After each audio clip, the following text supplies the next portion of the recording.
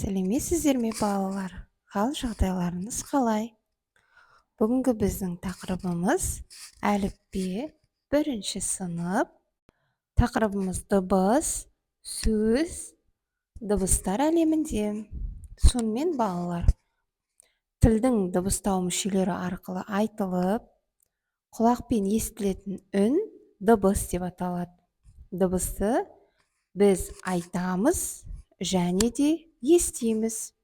Қазақ тіліндегі дыбыстар дауысты және дауыссыз болып екі үлкен топқа бөлінеді.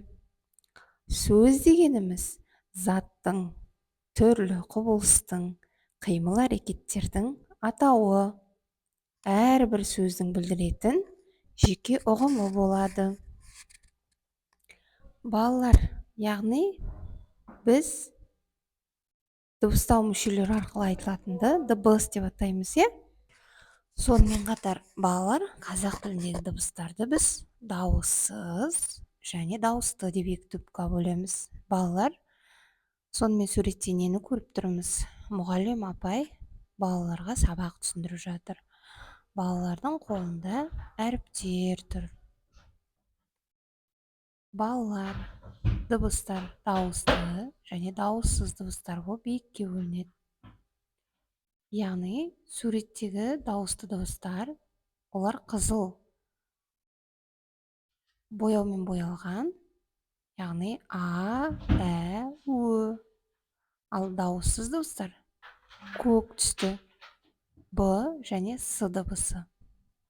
Дауысты дыбыстар қызыл түспен, ал дауыссыз дыбыстар көк түспен боялған, балалар.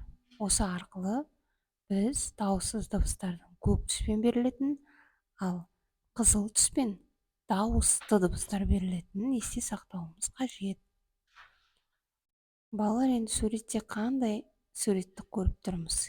Ең бірінші суретте біз айдың суретін, тор көздің ішінде қызыл нүкте және көк нүкте берілген, Ай деген сөздегі а дауысты дыбыс, и дауыссыз дыбыс.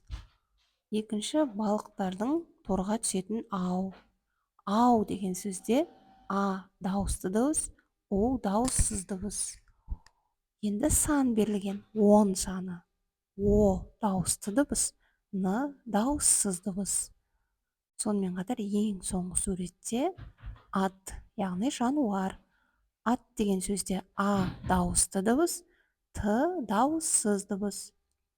Балалар, сонымен сіздерге сабақ ұнады деген ниеттемін. Менен әртүрлі сабақтың жауаптарын білгілеріңіз келсе, каналыма тіркеліп, лайк басуды ұмытпаңыздар. Сау болыңыздар, балалар.